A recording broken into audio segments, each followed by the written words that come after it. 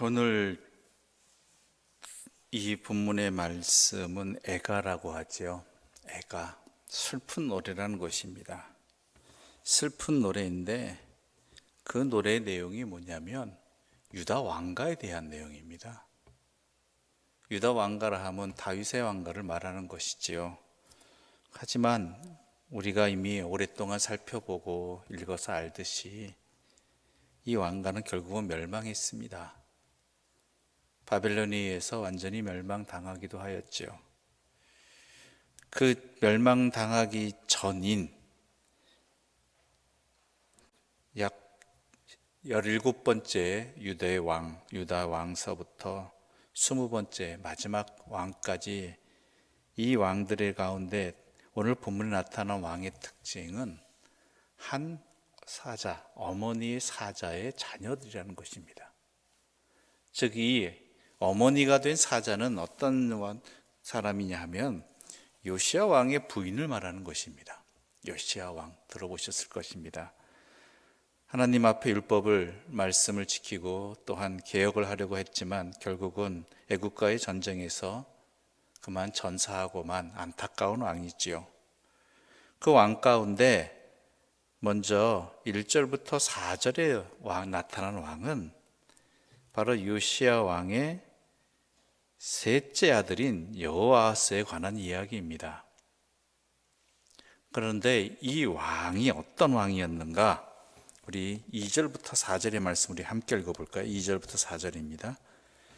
부르라, 내 어머니는 무엇이냐? 암사자라, 그가 사자들 가운데 엎드려 젊은 사자 중에서 그 새끼를 기르는데 그 새끼 하나를 키우매 젊은 사자가 되어 먹이 물어뜯기를 배워 사람을 삼키매 이방이 듣고 함정으로 그를 잡아 갈고리로 꿰어 끌고 애굽 땅으로 간지라. 이 여호아스 왕의 아들, 즉 요시야 왕의 아들 여호아스는 엄밀히 말하자면 맏아들은 아니었습니다. 셋째 아들이었다고 하죠. 셋째 아들인데 왕이 되었는데 문제는 뭐냐면 오늘 본문 그대로 사자인데 사람을 삼켰다라고 되어 있습니다. 사람을 삼켰다. 이것은 뭐냐면 하나님의 뜻을 외면하고 사람들에게 할 수 없는 짓을 했다라는 것입니다. 그래서 이 왕이 그만 애굽으로 끌려가는 그러한 심판을 받았다라는 것이죠. 그의 아버지는 하나님 앞에서 진실하게 행하고자 했던 왕이었습니다. 그럼에도 불구하고 그 아들인 여호아스는 아버지와는 정반대로 행했다라는 것이죠. 그래서 그 여호아스를 하나님께서 애굽을 통해서 바로 징계하셨습니다. 그래서 등극한 지 3개월 만에, 길게도 아니죠, 3개월 만에 애굽으로 끌려가고 말았죠. 그 다음의 임금이 바로 여호야김 왕이었고, 원래는 엘리야김인데 애굽 왕에 의해서 세워진 왕이면서 애굽 왕이 이름을 여호야김으로 바꿔버린 것입니다. 계명을 해버린 것이죠. 그 다음 임금이 바로 여호야김 다음이 여호야긴이죠. 여호야긴에 대한 비유가 또한 그 다음에 5절부터 7절까지 내용이 담겨 있습니다. 5절부터 7절입니다. 함께 읽겠습니다. 암사자가 기다리다가 소망이 끊어진 줄을 알고 그 새끼 하나를 골라 젊은 사자로 키웠더니 젊은 사자가 되매 여러 사자 가운데에 왕래하며 먹이 물어뜯기를 배워 사람을 삼키며 그의 궁궐들을 헐고 성읍들을 부수니 그 우는 소리로 말미암아 땅과 그 안에 가득한 것이 황폐한지라. 여호아스가 끌려가고 여호야김이 통치했습니다. 그래도 유대들은 기다렸죠. 애굽으로 끌려간 여호와스가 돌아오지 않을까. 그 어머니도 기다렸던 것 같습니다. 기다리다가 소망이 끊어진 줄을 알고 돌아오지 않았다라는 것이 애굽으로 끌려간 여호와스 왕이. 그래서 그 다음에 왕을 키웠는데 또 다른 왕을 키웠지만 이 왕도 또한 똑같이 백성을 먹잇감으로 여기고 잔혹하게 물어뜯었다는 것입니다. 그래서 여호와긴 왕도 어떻게 됐는지 아십니까? 바벨론의 포로로 끌려가게 됩니다. 바벨론의 포로로.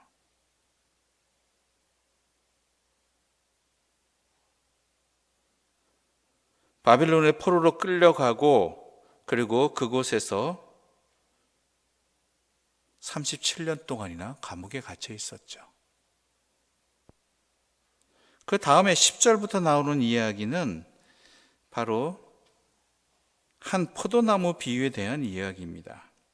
그런데 이 포도나무 가지는 유다의 마지막 왕인 시드기야에 관한 이야기입니다. 시드기야에 관한 이야기가 오늘 본문에 담겨 있습니다. 10절 말씀 함께 읽어보겠습니다. 10절입니다. 내 피의 어머니는 물가에 심겨진 포도나무 같아서 물이 많음으로 열매가 많고 가지가 무성하여며. 물가에 심겨진 포도나무 같다라고 이야기하고 있습니다. 이게 중요한 포인트입니다. 물가에 심겨진이라는 것이죠. 즉 모든 유다의 왕가들에 대한 명칭이 이것입니다. 뭐냐면 하나님의 은혜로 된 사람들이라는 것입니다. 그들이 왕이 되고 지금까지 통치하게 된 것은 전적으로 하나님의 은혜라는 것이죠. 심겨진이라는 것이죠. 스스로 심은 것이 아니라 심겨진 나무가 되는 것이죠. 그렇다면은 심겨졌다라면은 물가에 심겨졌다면 하나님의 은혜 가운데 하나님의 말씀으로 자라야 되고 또한 말씀을 가지고 살아야 되는데 그렇지 못했다라는 것이죠. 그 11절 말씀 함께 읽어보겠습니다. 11절입니다. 그 가지들은 강하여 권세 잡은 자의 규가 될 만한데 그 하나의 키가 굵은 가지 가운데에서 높았으며 많은 가지 가운데에서 뛰어나 보이다가 하나가 키가 굵은 가지 가운데에서 높았고 많은 가지 가운데에서 뛰어나 보이다가 되었습니다. 여기까지 읽으면 이 시드기야 왕이 괜찮은 왕처럼, 그렇죠? 키가 굵은 가지 가운데서도 컸고 많은 가지 가운데서 뛰어났다라고 이야기되고 있죠. 근데 이것은 뭐냐면 그런 의미가 아니라 부정적인 의미입니다. 교만했다라는 것입니다. 교만했다.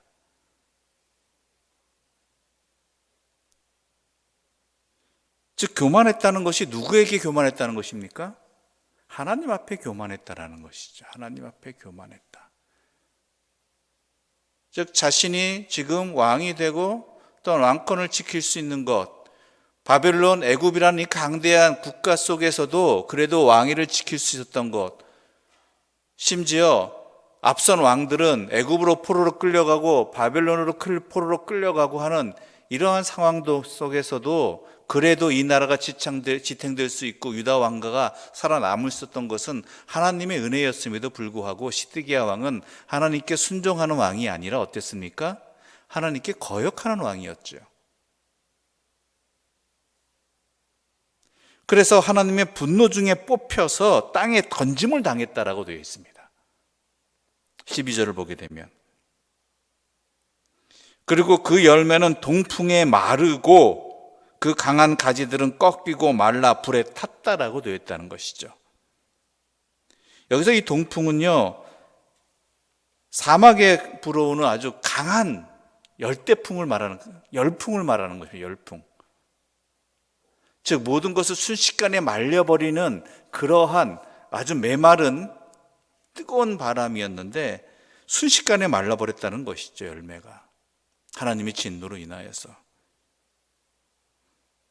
그런데 그 동풍은 무엇을 상징하는 것입니까? 바벨론 군대를 상징하는 것입니다. 바벨론 군대에 의해서 바로 말라버리고 열매가 또한 나머지 가지들도 불에 타고 꺾이고 했다라는 것이죠. 이것이 바로 에스겔에게 하나님께서 유다 왕가를 향해서 애가를 부르라고 한 내용인 것입니다. 결국 이 상황 속에서 우리가 분명히 봐야 될 것들은 무엇이 있느냐? 아버지 요시야로부터 선한 것을 배울 수 있었고 볼 수 있었던 아들들이었습니다. 그런데 그 아버지로부터 그 신앙의 모습을 제대로 본받지 못했던, 배우지 못했던 그 자녀들은 악의 길로 빠져들고 말았고, 하나님을 모르는 임금, 하나님의 그 다스리심도 깨닫지 못한 어리석은 통치자들이 되었다라는 것입니다. 거기에 대해서 하나님은 분명한 심판을 하고 계시고 그 결과를 맞이했다라는 것이죠.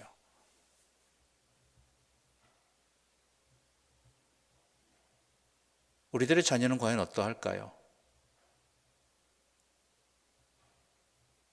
우리들을 통해서 잘 배우고 있을까요? 아니면 우리들이 잘 가르치고 있을까요?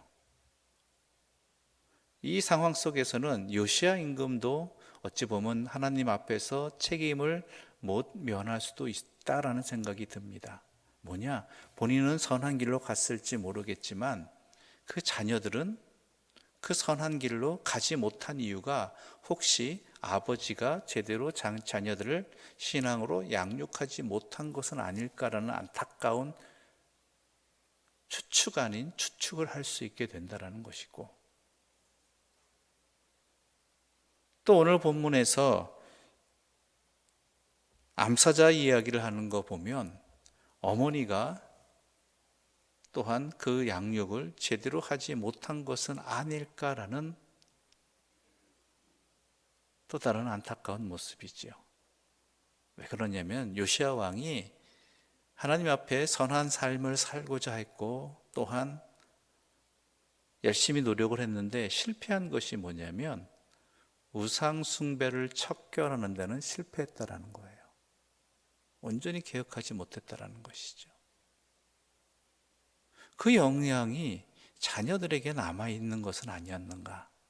그래서 그 자녀들이 그렇게 된 것은 아닌가라는 그러한 안타까운 슬픈 노래를 부를 수밖에 없는 상황들이 나오게 된 것이 아닐까라는 것이지요.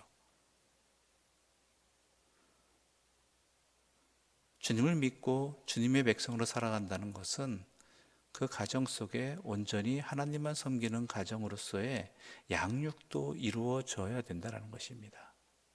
그 양육이라는 것은 바로 부모가 복된 하나님의 백성으로서의 삶을 사는 것뿐만 아니라 자녀들도 그렇게 살아가도록 하나님만을 믿고 섬기도록 가르치는 책임이 있다라는 것이지요.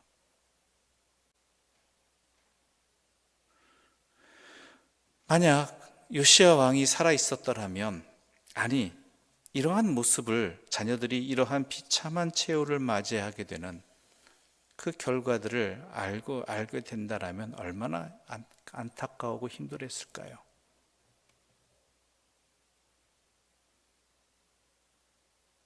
여러분, 우리에게 중요한 것은 우리 자신들이 하나님의 백성으로 믿고 살아가고 열심히 살아가는 것도 마찬가지지만 내 가정을 하나님의 가정으로 세우는 것, 하나님을 믿고 섬기는 가정으로 분명하게 내 자녀들을 양육하는 것, 이것이 매우 중요합니다.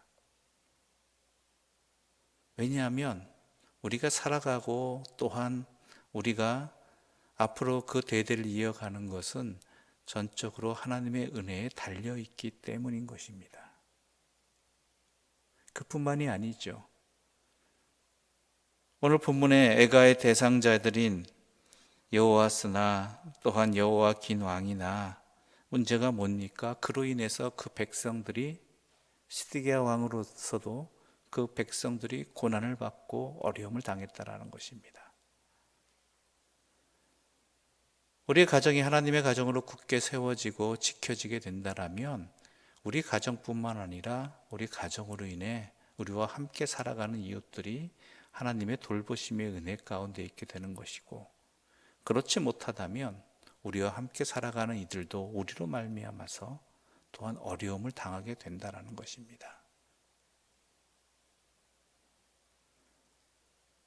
사람이 살아가는 세상은 혼자만의 세상이 아닙니다.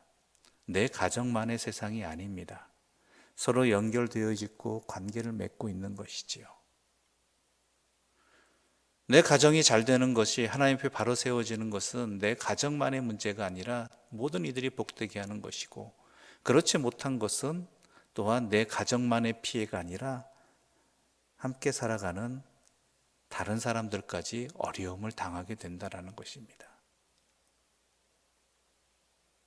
그러한 분명한 책임감을 가지시고 우리의 가정을 주님 앞에 세워나가는, 그리하여 함께 복된 삶을 누리는 하나님의 물가에 심겨진 나무들 되시기를 간절히 소망합니다. 기도드리겠습니다. 하나님 아버지, 오늘 유다 왕가의 슬픈 노래를 통해서 우리의 가정의 모습을 돌아보게 해주시니 감사합니다. 내가 아버지 된 자로서, 어머니 된 자로서 내 가정에